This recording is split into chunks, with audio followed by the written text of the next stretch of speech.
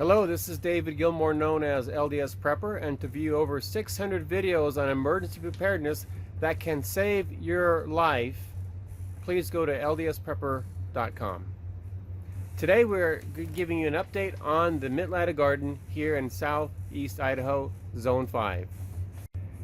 It is May 20th, so we're about a week or two before my neighbors will start planting their gardens. And I just want to give you an update. My plants are amazing, not necessarily because of the geothermal greenhouse, but because I'm using the second law of plant growth, which is temperature control. So I could get the same results here that you're seeing right now without a greenhouse if I were using the mini greenhouses that are explained in the Mittlader Gardening Course book. I'll link another video below this on making those mini greenhouses, so you can actually start 6 weeks before your typical growing time. So we have a 30-foot box of strawberries. You can see that they are doing really well. We took these strawberries out in March, which we typically do in November, but we were obviously way behind. We thinned down the crowns, and we then put the one crown back in the space. Now, we don't run runners, so we plant our strawberries every 6 inches, and we do it in 2 rows in the box.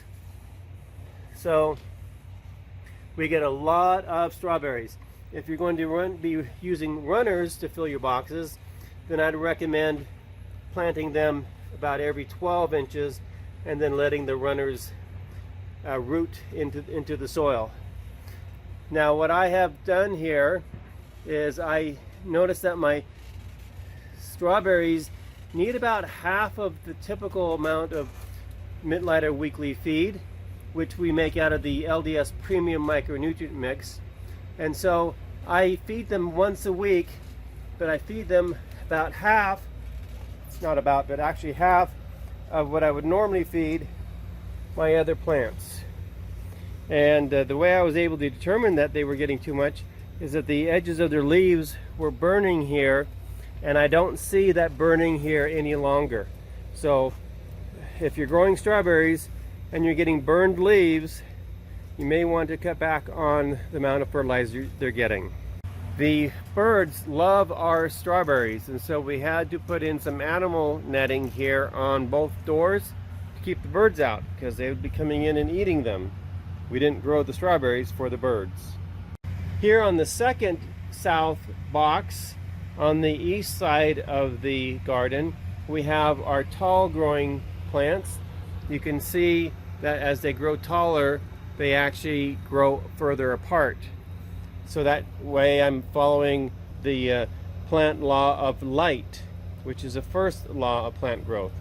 So I've got everything planted on this one side, and I've got this first plant going to the north, second one to the south, third one to the north, and so forth.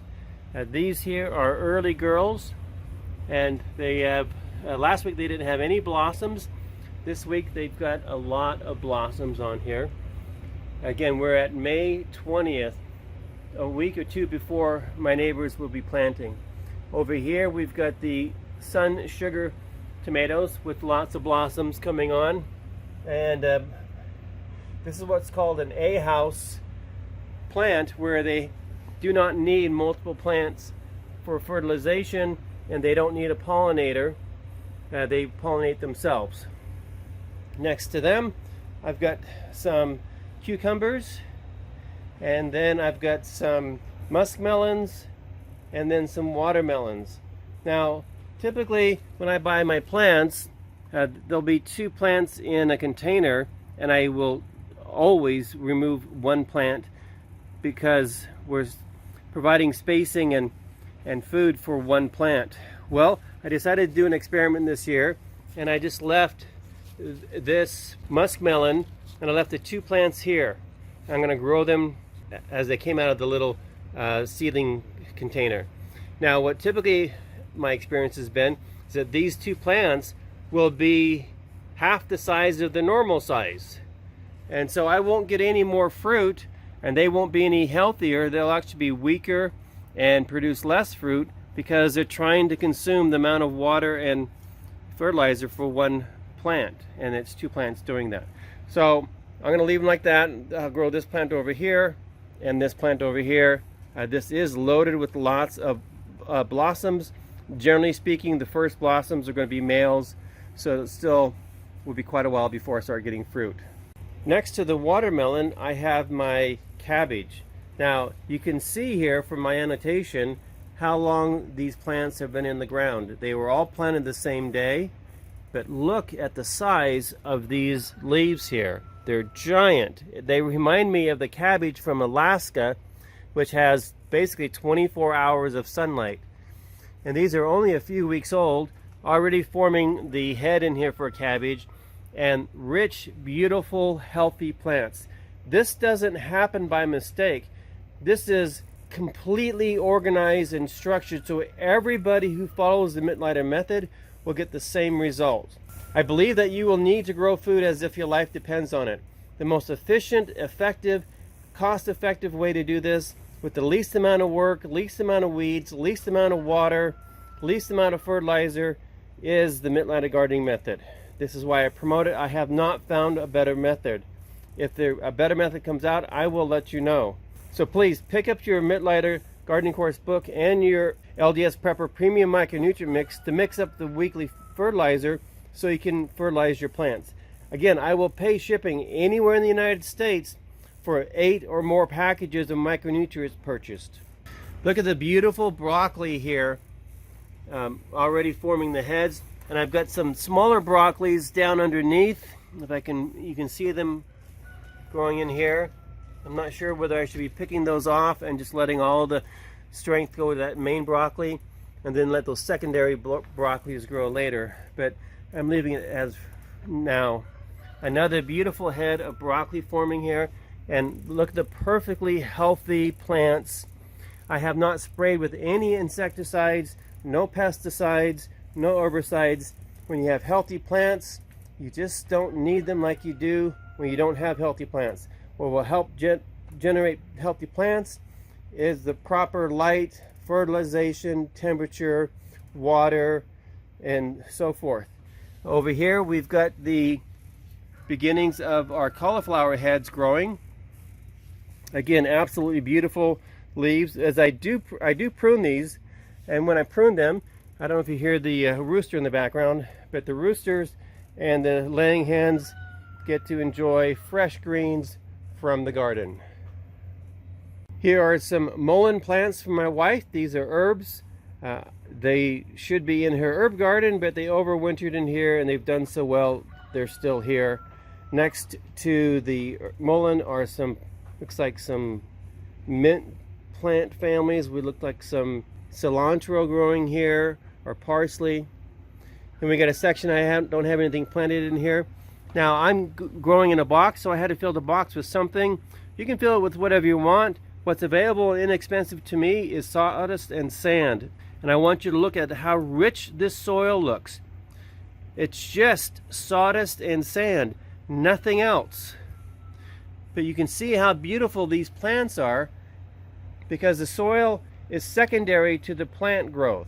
As we feed the plants and the plants are healthy, the plants send down nutrients into the soil, which encourages biological growth in the soil, which encourages the biologics to break down the nutrients in the soil to make them available to the plants. So I feed the plants, which feed the soil. A lot of people have been taught, feed the soil to feed the plants. Well, I'm not eating soil, I'm eating plants. So my first priority is to feed the plants. Here we have our favorite onions, which is the candy onions. And you can see for the second time I've cut off the tops, and we put those in the mashed potatoes I eat for breakfast, lunch, and dinner. I can't eat all of them, so we also put them in our dehydrator so we have them for years to come. We are continuing the experiment between the Mittleider gardening method, which you can see the potatoes growing here. These are Yukon Gold potatoes. Comparing this 10-foot section with this 10-foot section here, which we are watering every day, but we are not fertilizing. So we're seeing how these potatoes grow just with the nutrients that come in the seed potatoes and what they can find in the soil. And then comparing it to the nano-sized organic liquid fertilizer that I've been asked to promote. And you can see, I think, a stark difference between this other fertilizer that is being promoted, or they want me to promote it as something being far superior than the Mittleider weekly feed. But I think you can see from the results right here in front of your eyes that for some reason it's actually getting worse results than the plants that we're not feeding at all. And the ones that are doing absolutely spectacular are the ones being fed with the Mittleider weekly feed made from the LDS Prepper Premium Micronutrient Mix. In my last garden update, someone commented, looks like a lot of wasted space, and I think they were referring to the aisles. But you can see already these plants are not near maturity level, and the aisle weight is already getting very cramped. So I got a 3.5 foot aisle here, and between this leaf and this leaf here, I've got about maybe 16 inches of walking space. And so when your plants are really growing to the full potential, you need to protect the plants by not damaging them as you're working in the garden. So you really do need that space there for air and light and movement and getting through the garden. So I typically, in a 30-foot box here, I have been harvesting consistently 1,000 pounds of produce in a normal growing season. That's not with extended growing. That's a single harvest from each of these boxes here. So I could be getting 1,000, 2,000, 3,000, 4,000 pounds of produce in a simply 20 by 40 growing area if I'm growing my seasonal plants. Now, as I extend my garden and I take out, for example, the cauliflower and put the nutrients back in the soil, and then immediately the same day transplant new plants, obviously I'm getting a lot more produce than that. We cannot eat, my wife and me, all of the food that we produce in these 4 boxes in a year. Can't happen. It's just too much. This is a system that anybody can follow, regardless whether you're new or experienced in gardening, where you can dramatically increase the health of your plants, the nutritional value from your plants, and the production from your plants by following this method. You hear me talk about the 6 laws of plant growth a lot, but in reality, I'm only doing one thing. And what is that one thing that grows such a fantastic garden? The one thing that everybody on the planet Earth can do to get the exact same results, whether you're in Japan, Germany, United States, Russia, it doesn't make any difference where you are, you can get the exact same results. And again, I'm talking without a geothermal greenhouse. Just look at the plant health here. What is that one thing? That one thing is I follow exactly to the T the information in the Mittleider Gardening Course book. And one of the critical items in that is the nutrition that I give to the plants. The LDS Prepper Premium Micronutrient Mix is 100% natural made material. It's all minerals. God put all the minerals in rock. When you order the micronutrients from my store, ldsprepperstore.com, you're getting a box of rocks. That's literally what it is. God put all the minerals on the planet in rocks. So we harvest those rocks, we put them in the right percentages so the plant gets the right amount of iron, phosphorus, potassium, nitrogen, calcium, magnesium, manganese, and so forth, so you get this wonderful result. In the next video, I'll show you the results we're getting with the same weekly feed going into my trees.